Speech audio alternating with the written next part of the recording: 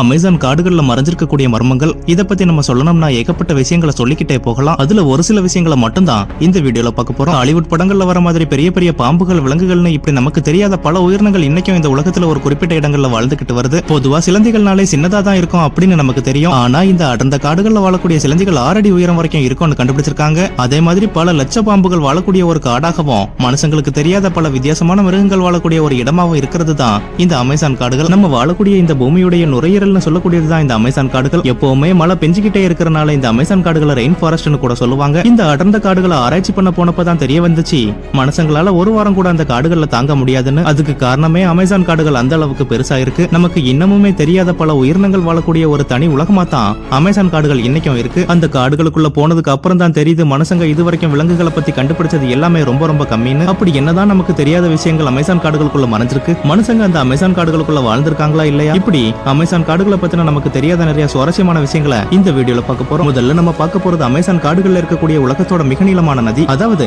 எப்படி அமேசான் காடுகள் உயிருக்கு ஆபத்தான ஒண்ணா இருக்கோ அதே மாதிரி தான் அங்க ஓடக்கூடிய நதிகளும் ஆபத்தான ஒண்ணா தான் இருக்கு. காரணம் என்னன்னு பார்த்தா இந்த நதிகள்ல ஓடக்கூடிய தண்ணீர் சாதாரணமான ஒரு தண்ணீரே கிடையாது. 70 இருந்து 100 டிகிரி செல்சியஸ் வரைக்கும் அதிக அளவுல வெப்பம் உள்ள தண்ணீர் தான் இந்த நதிகள்ல ஓடிக்கிட்டு இருக்கு. இதனாலதான் இந்த நதியை பாயிலிங் ரிவர்னு சொல்றாங்க. அமேசான் காடுகளுக்கு நடுவுல உள்ள இந்த நதிகள்ல எதனால இந்த அளவுக்கு வெப்பம் உருவாகுதுன்னு இதுவரைக்கும் நம்மளால கண்டுபிடிக்கவே முடியல. அடுத்ததா அமேசான் காடுகள்ல உள்ள மரங்கள் கூட மர்மங்கள் நிறைஞ்ச ஒன்னாதான் இருக்கு. கோடிக்கணக்கான மரம், செடி வகைகள் அமேசான் காடுகளுக்குள்ள படர்ந்து விரிஞ்சிருக்கு. இதுல நம்மள ஆச்சரியப்படுத்தக்கூடிய மரங்களும் அதே சமயம் ஆபத்தான நிறைய வகையான மரங்களும் இருக்கு. இந்த இடங்களை ஆராய்ச்சி பண்ணப்போ ஆராய்ச்சியாளர்களை பார்த்து ஆச்சரியப்பட்ட ஒரு மரம் தான் இந்த வாக்கிங் ட்ரீஸ், அதாவது நடக்கக்கூடிய மரங்கள். இன்னைக்கும் அமேசான் காடுகள்ல இருக்கு. ஆனா திரைப்படங்கள்ல வர மாதிரி திடீர்னு ஒரு இடத்துல இருந்து இன்னொரு இடத்துக்கு இந்த மரங்கள் நகர்ந்து போகாது. மாறா நிஜத்துல இந்த மரங்கள் ரொம்பவும் மெதுவாக ஒரு இடத்துல இருந்து இன்னொரு இடத்துக்கு நகர்ந்து போகும்னு சொல்றாங்க. அதாவது ஆராய்ச்சியாளர்களுடைய கருத்துப்படி சூரிய ஒளி எங்கெல்லாம் இருக்கோ அந்த திசையை நோக்கி தான் இந்த மரங்கள் நகர்ந்து போகுமா. ஆனா இந்த மரங்கள் முழுசா ஒரு இடத்துல இருந்து இன்னொரு இடத்துக்கு நகர்ந்து போகிறதுக்கு 3 மாதங்கள் எடுத்துக்கிடுது. இந்த மாதிரி நகரக்கூடிய மரங்கள் அமேசான் காடுகளை தவிர்த்து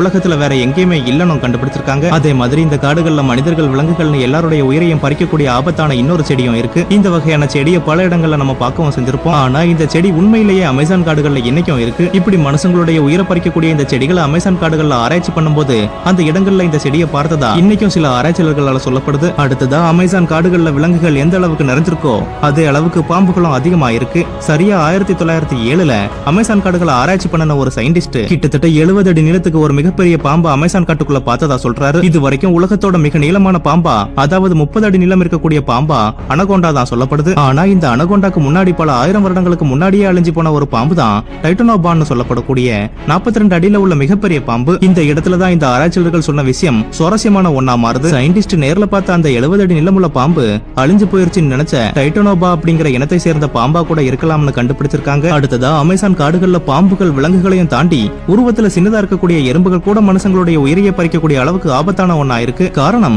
அமேசான் காடுகள்ல உள்ள அந்த எறும்புகள் ஒரு மனுஷனை கடிச்சா அந்த இடத்துல கன்ல இருந்து வெளிவரக்கூடிய புல்லட் மனுஷங்க மேல பட்டா எந்த அளவு வலி இருக்குமோ அந்த அளவுக்கு இந்த எறும்புகள் கடிச்சாலும் வலி இருக்கும். அதனாலதான் இந்த எறும்புகளை புல்லட் ஆண்ட்ஸ்னு சொல்றாங்க. இந்த புல்லட் ஆண்ட்ஸ் கூட்டமா சேர்ந்து ஒரு மனுஷனை கடிச்சா அந்த மனுஷனுடைய உயிர் போறதுக்கு கூட அதிகமான வாய்ப்புகள் இருக்குன்னு சொல்றாங்க. இந்த எறும்புகள் மாதிரியே இன்னொரு ஆச்சரியப்படக்கூடிய ஒரு உயிரினம் அந்த அமேசான் காடுகளுக்குள்ள வாழ்ந்துகிட்டு இருக்கு. அதுதான் அமேசான் சிலந்திகள். கிட்டத்தட்ட 6 அடி உயரத்துல இருக்கக்கூடிய சிலந்திகள். பொதுவா இந்த சிலந்திகள்னு சொன்னாலே சின்ன தோட்டத்துல தான் இருக்கும்னு நம்ம இமேஜின் பண்ணி வச்சிருப்போம். ஆனா அமேசான் காடுகளை ஆராய்ச்சி பண்ண போன நிறைய சயின்டிஸ்டுகள் அந்த காட்டுக்குள்ள கிட்டத்தட்ட 6 அடி உயரத்துக்கு வளரக்கூடிய ஸ்பைடர்கள் வாழுதுன்னு சொல்றாங்க. இந்த விஷயம் கேட்கறதுக்கு உண்மையா இல்ல பொய்யான சந்தேகம் வந்தாலும் இந்த விஷயத்தை அமேசான் காடுகளை ஆராய்ச்சி பண்ண போன பல சயின்டிஸ்டுகள் திரும்ப திரும்ப ஒரே மாதிரி சொல்லும் போது மேபி இருக்கலாமோ அப்படின்னு யோசிக்க வைக்குது. அமேசான் மாதிரி பெரிய அடர்ந்த காடுகள்ல இந்த மாதிரியான வித்தியாசமான உயிரினங்கள் வாழ்றதுக்கு அதிகப்படியான வாய்ப்புகளும் இருக்கு. இது வரைக்கும் பார்த்ததெல்லாம் அமேசான் காடுகளுடைய ஆபத்தான ஒரு பக்கத்தை மட்டும்தான். ஆனா இப்ப பார்க்க போறது அமேசான் காடுகள்னால மனுஷங்களுக்குள்ள முக்கியமான ஒரு பயம் தான். முக்கியமா மனுஷங்க இந்த பூமியில உயிரோட வாழ்றதுக்கு முக்கியமான மற்றும் அத்தியாவசியமான தேவையா இருக்கிறது தான் உணவுகள். இப்படி நம்ம சாப்பிடக்கூடிய உணவுகள்ல கிட்டத்தட்ட 80% உணவுகள் முதல்ல இந்த அமேசான் காடுகள்ல தான் உருவாச்சுன்னு சொல்றாங்க. இதுக்கு ஒரு முக்கியமான எக்ஸாம்பிள்னா காஃபி கொட்டைகளை எடுத்துக்கலாம். இந்த காஃபி கொட்டைகள் அமேசான் காடுகளை தவிர்த்து வேற எங்கேயுமே இல்ல.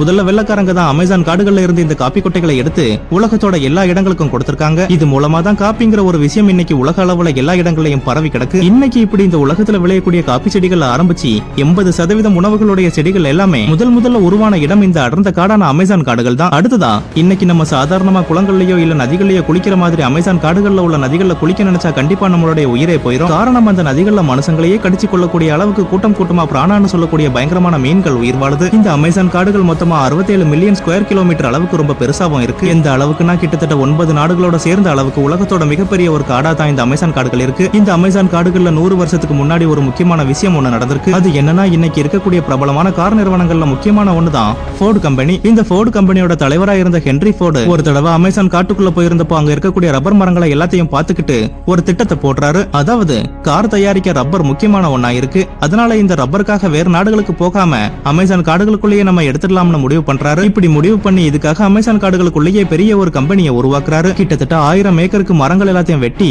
அந்த இடங்கள்ல ஃபோர்டு கம்பெனி ஒண்ணு உருவாக்குறாரு. இந்த அடர்ந்த காடுகள்ல அதிகமான விலங்குகள் மற்றும் பாம்புகள் எல்லாம் இருக்கிறதுனால அந்த விலங்குகள் எதுவும் இந்த கம்பெனி பக்கம் வந்தா உடனே அதை கொல்றதுக்கான ஆர்டரையும் போட்டாரு. என்னதான் இவங்க விலங்குகள் மற்றும் பாம்புகள் எல்லாத்தையும் கட்டுப்படுத்தி வச்சிருந்தாலும் அங்க இருக்கக்கூடிய பூச்சிகள் மற்றும் கொசுகளுடைய தாக்குதல்ல இருந்து இவங்களால தப்பிக்கவே முடியல. இதனாலேயே அமேசான் காட்டுக்குள்ள இருந்த அந்த கம்பெனில வேலை பார்த்த எல்லாருக்குமே கொஞ்ச நாள்லயே பல வித்தியாசமான நோய்கள் பரவ ஆரம்பிச்சது. இது எல்லாத்தையுமே பார்த்துக்கிட்டு இதுக்கு மேல அமேசான் காட்டுக்குள்ள நம்மளால இருக்க முடியாதுன்னு அந்த கம்பெனியை க்ளோஸ் பண்ணிக்கிட்டு வந்துட்டாங்க. இன்னைக்கும் அமேசான் காடுகள்ல ஃபோர்டு கம்பெனியுடைய கட்டடங்கள் இருக்கத்தான் செய்யுது. இப்படி அமேசான் காடுகளை பத்தி நமக்கு தெரிய வந்த ஒரு சில விஷயங்களே இந்த அளவுக்கு சுவாரஸ்யமா இருக்கும்போது இன்னும் அமேசான் காடுகளை முழுசா ஆராய்ச்சி பண்ணி பார்த்தா மனிதர்கள் எதிர்பார்க்காத பல விஷயங்கள் நமக்கு கிடைக்கிறதுக்கு வாய்ப்பு இருக்கு. இது வரைக்கும் நம்ம பார்த்ததையெல்லாம் தாண்டி அமேசான் இந்த உலகத்துக்கு ஒரு முக்கியமான உயிரியல் மற்றும் தாவரவியல் வாழ்விடமா இருக்கு. ஏன் அப்படின்னு கேட்டீங்கன்னா, இந்த உலகத்துக்கு தேவையான ஆக்சிஜன் அளவுல கிட்டத்தட்ட 20% ஆக்சிஜன் அமேசான் காடுகள்ல இருந்து தான் இந்த உலகத்துக்கு கிடைக்குது. பல்லாயிரக்கணக்கான டன் கணக்குல கார்பன் டை ஆக்சைடு தனக்குள்ள வாங்கி சுத்தமான ஆக்சிஜனை உலக மக்கள் எல்லாருமே சுவாசிக்கிறதுக்காக வருஷம் முழுசும் தருது. அதனாலதான் அமேசான் காடுகளை உலகத்தோட நுரையீரல் அப்படின்னு சொல்றாங்க. இந்த உலகத்தோட நுரையீரல்னு சொல்லப்படுற இந்த காடுகள்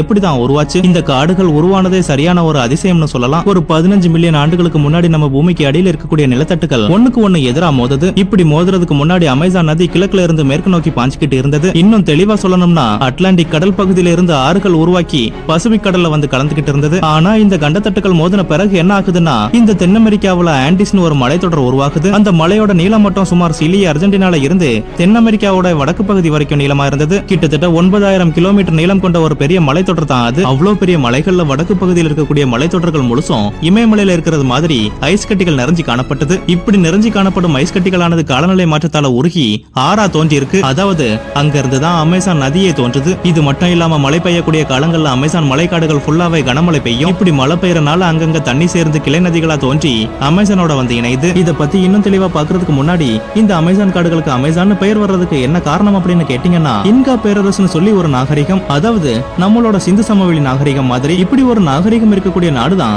தென் அமெரிக்கா. 16ஆம் நூற்றாண்டுல ஐரோப்பியர்கள் ஸ்பானியர்கள் தென் அமெரிக்கால தங்கம் இருக்குதுன்னு அதை வெட்டி எடுக்கலான்னு வராங்க. வெளியில இருந்து யாரோ நம்மள தாக்க வராங்கன்னு நினைச்சு தென் அமெரிக்கால உள்ள பழங்குடியை சேர்ந்த ஆண்களும் பெண்களும் தங்களை தற்காத்துக்குள்ள சண்டை போடுறாங்க. இதுல ஹைலைட்டே பெண்களும் சேர்ந்து சண்டை போடுறத பார்க்கும்போது ஐரோப்பியர்களுக்கும் ஸ்பானியர்களுக்கும் புதுசா இருக்கு. அப்ப கிரேக்க தொன்மத்துல அந்த சண்டையிடக்கூடிய பெண் வீரர்களுக்கு அமோனாஸ் அப்படிங்கிற பெயரும் உண்டு. அதை வச்சுதான் இந்த காட்டுக்கு அமேசான் அப்படின்னு பெயர் வைக்கிறாங்க. இந்த அமேசான் ஆற்றுப்படுகைங்கிறது தென் அமெரிக்காவுல கிட்டத்தட்ட 70 லட்சம் சதுர கிலோமீட்டர் பரப்பளவுல பாயக்கூடிய ஒரு நதி தான். இந்த உலகத்தோட 2வது மிக நீளமான நதியான அமேசான் ஆறு. அதுல மலைக்காடுகள் மட்டும், அதாவது வெப்பமண்டல மலைக்காடுகள், இதுதான் ரெயின் ஃபாரஸ்ட்னு சொல்லுவாங்க. இந்த ரெயின் ஃபாரஸ்ட்கள் மட்டும் 55 சதுர கிலோமீட்டர்கள் வரைக்கும் பரவி இருக்கு. இது கிட்டத்தட்ட இந்தியா மாதிரி 2 மடங்கு இருக்கும்னு வச்சுக்கலாம். கிட்டத்தட்ட இது 9 நாடுகள்ல பரவி இருக்கு. இந்த 9 நாடுகள்ல பிரேசில்ல மட்டும் கிட்டத்தட்ட 60% மலைக்காடுகள் இருக்கு. இந்த உலகத்துல வசிக்கக்கூடிய உயிரினங்கள்ல 10ல 1 பங்கு அமேசான்ல மட்டும் இருக்கு. உதாரணத்துக்கு உலக நாடுகள் எல்லாத்தையுமே சேர்த்து 1000 விலங்குகள் வருதுன்னு சொன்னா அந்த அமேசான் காடுகள்ல மட்டும் 100 உயிரினங்கள் வருது. மீதம் இருக்கக்கூடிய 900 விலங்குகள் 195 நாடுகளையும் சேர்த்து இருக்கு. அப்போ நீங்களே யோசிச்சு பாருங்க, எத்தனை ஜீவராசிகள் வாழக்கூடிய ஒரு காப்பகமா அமேசான் காடுகள் திகழுதுன்னு. அமேசான் நதி நைல் நதிக்கு பிறகு உலகத்திலேயே நீளமான நதி. அதுல நீளம் அப்படிங்கறத விட உலகத்திலேயே அதிக கொள்ளளவு அல்லது நிறைய வால்யூம் ஆஃப் வாட்டர் ஓடக்கூடிய ஆறு அமேசான் தான் சொல்லியாகணும். அதாவது உலகத்தோட மற்ற நதிகளை கம்பேர் பண்ணி பார்க்கும்போது இந்த நதிகள்ல ஓடக்கூடிய தண்ணீரானது அதிக அளவு இருக்குது. நைல் நதியில கூட இவ்வளவு தண்ணீர் பாயறது கிடையாது அப்படிங்கிறது குறிப்பிடத்தக்கது. அதிகமான மழை பெய்யக்கூடிய காலங்கள்ல பாத்தீங்கன்னா அமேசான் ஆற்றுடைய அகலம் மட்டும் 300 கிலோமீட்டர் வரைக்கும் இருக்கும். அப்படின்னா அந்த ஆறு எவ்வளவு பெருசா இருக்கும்னு கற்பனை கூட செஞ்சு பார்க்க முடியாது. சொல்ல போனா அது ஒரு கடல் மாதிரி தான் இருக்கும். இதோட அகலமே 300 கிலோமீட்டர் இருக்கும்போது ஒரு கடல் மாதிரி தான் இருக்கும். அது மட்டும் இல்லாம இந்த அமேசான் நதிக்கு 1100 துணை நதிகளும் இருக்கு. அமேசான் நதியோட துணையாறுகள் மட்டும் 1000 கிலோமீட்டர் வரைக்கும் நீளமா இருக்கு. அதுவும் ஒரு நதி 2 நதி கிடையாது, மொத்தம் 17 துணை நதிகள் 1000 கிலோமீட்டர் வரைக்கும் நீண்டிருக்கு. இப்ப புரிஞ்சிருக்கோம் இந்த அமேசான் நதியும் எவ்வளவு பிரம்மாண்டமானதுன்னு. இயற்கை அந்த அமேசான் காட்டுக்குள்ள இன்னும் மனுஷன் கண்ணுக்கே தெரியாத என்னென்ன ஆச்சரியங்களை தான் ஒளிச்சு வச்சுக்கிட்டு இருக்கோம்.